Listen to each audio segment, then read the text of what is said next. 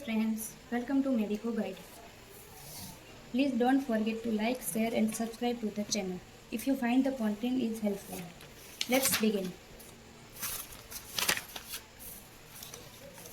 So guys, हमने पहले pectoral region का इंट्रोडक्शन देख लिया है, वो मैंने ऑलरेडी यूट्यूब पे अपलोड की गई है वो वीडियो। अब हम देखते हैं ब्रेस्ट। तो ये जो ब्रेस्ट है वो फुल क्वेश्चन में ही यूनिवर्सिटी एग्जाम में आता है, तो ये सारा हमें जानने से पहले हमें पेक्टोरल रीजन का इंट्रोडक्शन जानना बहुत ज़रूरी है। अब हम देखते हैं ब्रेस्ट का इंट्रोडक्शन। ये जो है वो इंपॉर्टेंट स्ट्रक्चर है जो प्रेजेंस होता है इन पेक्टोरल रीजन। ये जो पेक्टोरल रीजन है उसका जो सुपरफिशियल फेशिया है उसमें ब्रेस्ट प्रेजेंट होता है, प्रेजेंट इन बोथ सेक्सेस। वो दोनों सेक्सेस में प्रेजेंट होता है, बट ये जो मेल है उसमें रूडिमेंट्री होता है और जो फीमेल है उसमें वो वेल डेवलप होता है आफ्टर प्यूबर्टी। ये रूडिमेंट्री का मीनिंग होता है जो प्राइमरी है, जिसका जो स्ट्रक्चर प्रेजेंट है पर इसका यूज़ कुछ भी नहीं है। अब देखते हैं इन फीमेल। अगर ये फीमेल में वेल डेवलप है तो मतलब इसका कुछ रीज़न तो होगा। तो इसका रीज़न ये है कि जो ये ड्यूरिंग मिल्क सिक्रेशन प्रोवाइड करता है न्यूट्रिशन को न्यूबॉर्न को, और वो उसका जो शेप है वो हेमिस्फेरिकल, कॉनिकल, पायरिफॉर्म, पेंडुलस और फ्लैट होता है। अब हम देखते हैं ब्रेस्ट की सिचुएशन। ये जो ब्रेस्ट है वो सुपरफिशियल फेशिया में ही होता है। अब जब भी ये ब्रेस्ट फुल क्वेश्चन में आएगा तो हमें ये डायग्राम ड्रॉ करना ही करना है। अब जो ब्रेस्ट है उसको 4 क्वाड्रेंट्स में डिवाइड किया हुआ है, अपर मीडियल, अपर लेटरल, लोअर मीडियल और लोअर लेटरल। तो यहाँ पे जो स्टर्नम है उसके पास जो होता है उसको हम मीडियल बोलेंगे, और यहाँ जो मिड एक्सिलरी लाइन है उसके पास होता है उसको हम लेटरल बोलेंगे। तो ये हुआ अपर मीडियल, ये हुआ अपर लेटरल, ये हुआ लोअर मीडियल और ये हुआ लोअर लेटरल। अब हम देखते हैं कि यहाँ पे एक स्मॉल एक्सटेंशन हो रहा है जिसको हम बोलेंगे axillary tail of the Spence, और ये स्मॉल एक्सटेंशन एक्सिला तक होता है।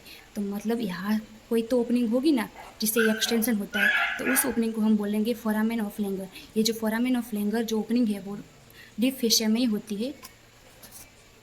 सो इसमें यही पूरा लिखा हुआ है। अब हम देखते हैं base. It's base is circular, extend vertically 2nd to 6th rib and horizontally lateral border of the sternum to mid axillary line। तो अब हम सबको पता ही है कि जो ये ब्रेस्ट है उसका जो बेस है वो कॉमनली सर्कुलर ही होता है। और अब इसका एक्सटेंशन हम जो देखते हैं तो उसका एक्सटेंशन में मतलब ये जो वर्टिकली वो 2nd to 6th रिब तक होता है। मतलब कि यहाँ पे हम ऐसे ड्रॉ करेंगे एक लाइन, तो ये वर्टिकली लाइन हुई, यहाँ पे 2nd रिब से यहाँ पे 6th रिब आएगी, तो उसका जो vertically 2nd to 6th ribs होगा, और इसका जो हॉरिजॉन्टली होगा वो mid axillary line to sternal line तक होता है। अब हम देखते हैं ब्रेस्ट के deep relation. Breast lies on the deep fascia. अभी अभी हमने देखा कि breast lies in the superficial fascia और lies on the deep fascia. मतलब कि ये जो इन है इसका मीनिंग है कि वो सुपरफिशियल फेशिया में ही प्रेजेंट है, और ऑन का मीनिंग ये है कि वो डीप फेशिया के ऊपर प्रेजेंट है। स्टील डीपर, अगर हम इसके स्टील डीपर जाएंगे तो फिर हमें 3 मसल्स मिलेंगे, pectoralis major, serratus anterior, external oblique muscles. ये वाइवा क्वेश्चन है तो हमें ये 3 मसल्स याद रखने ही हैं। Breast separate from pectoral fascia by loose areolar tissue call as a retro mammary space.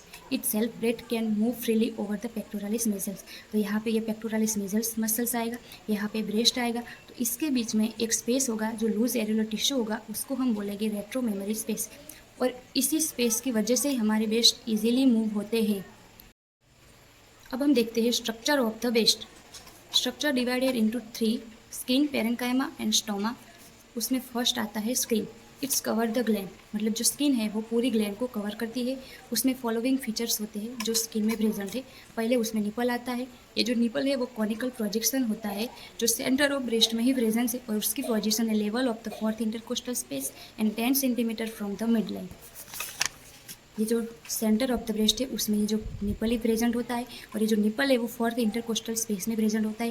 तो इसलिए हम क्लिनिकली ये जान सकते हैं कि ये निपल की पोजीशन में हमारी 4th रिब होगी, और ये जो मिड लाइन है उससे जस्ट 5 सेंटीमीटर अवे ये निपल होता है। Nipple pierce by 50 to 20 lactiferous ducts which helps the excrete milk. ये हम आगे उसको डिटेल में पढ़ेंगे। अब हम देखते हैं स्मूथ मसल्स फाइबर। वो 2 टाइप्स के होते हैं, सर्कुलर मसल्स जो निपल को स्टिक बनाएंगे, और लॉन्जिट्यूडनल मसल्स जो निपल को फ्लैट बनाएंगे। उसके अंदर ग्लैंड्स भी प्रेजेंट होती है, जो few modified sweat and sebaceous gland are present.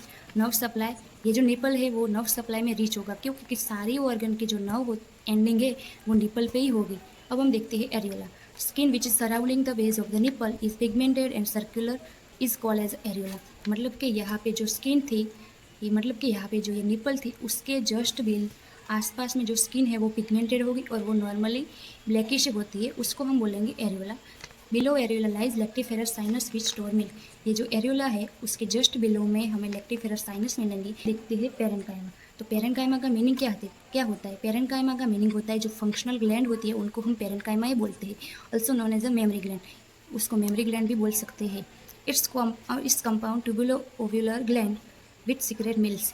ये जो पेरेन्काइमा है उसमें दो कंपाउंड है, जैसे कि ट्यूब्यूल्स प्लस एव्यूला, और ये जो है वो स्किन सीक्रेट करता है मिल्क को।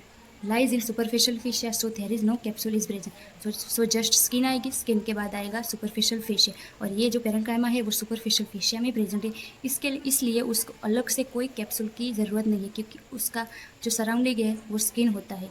मॉडिफाइड स्वेट ग्लैंड है वो तो हमने देख ही लिया, इसीलिए तो इसमें से मिल्क सीक्रेट होता है।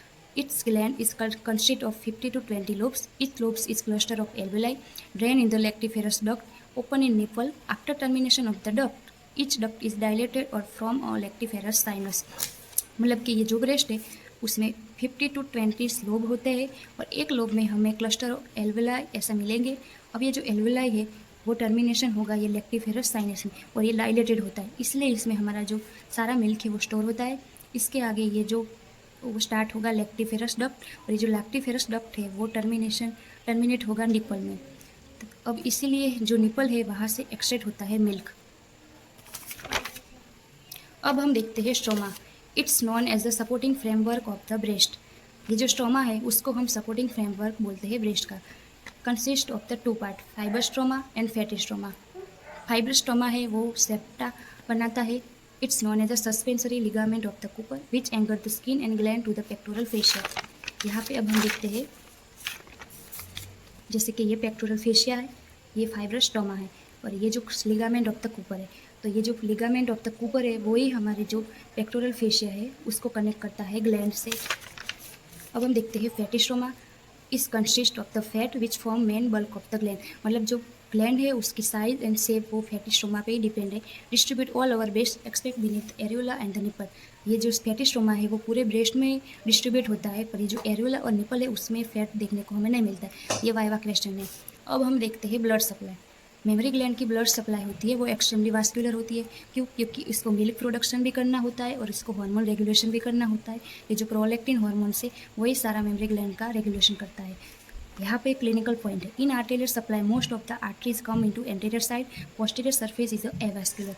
मतलब कि यहाँ पे जो ये ब्लड सप्लाई हो रही है उसमें जो आर्टरी आ रही है वो सारी आर्टरी एंटीरियर साइड से ही आएगी। पोस्टीरियर साइड से कोई भी आर्टरी आके रेस्ट को सप्लाई नहीं करेंगे, इसलिए पोस्टीरियर साइड को हम एवास्कुलर बोलेंगे। तो ये क्लिनिकल में, ये सर्जरी में ऐसे इंपॉर्टेंट होगा कि जस्ट हमें सर्जरी के दौरान अगर हमें ब्रेस्ट का अप्रोच करना है तो हम पोस्टीरियर साइड से ही करेंगे, क्योंकि वहाँ पे कोई आर्टरी नहीं है तो वहाँ से ब्लीडिंग बहुत लेस होगा। अब हम देखते हैं vein supply. All veins comes and convert toward the base of the nipple and form of the anastomotic venous circle. जो सारी वेन्स है वो निपल के पास आके एक सर्कल फॉर्म करेंगे जिसको हम बोलेंगे एनास्टोमेटिक वेनस सर्कल।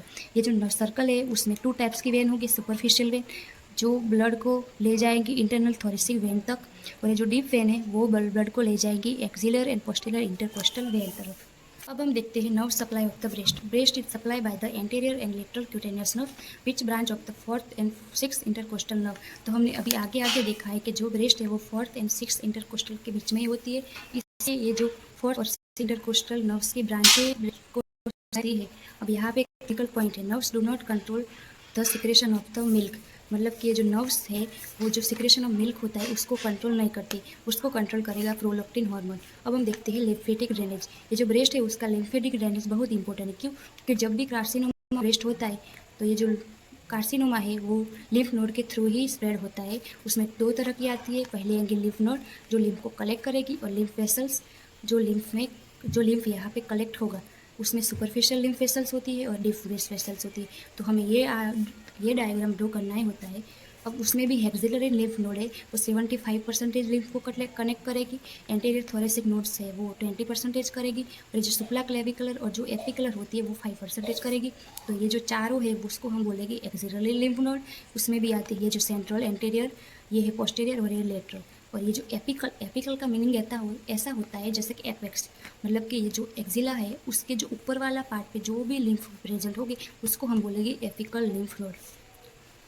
और हम अब देखते हैं लिम्फ वेसल्स। उसमें 2 टाइप की देखी हमने, पहले आती है सुपरफिशियल लिम्फ वेसल्स ये लिम्फ को ड्रेन करती है स्किन से, एक्सपेक्ट निपल एंड एरिवुला। ये जो निपल और एरिवुला है वहाँ से लिम्फ ये सुपरफिशियल वेसल्स कलेक्ट नहीं करेंगी, तो इसको कलेक्ट करेगी डीप लिम्फ वेसल्स।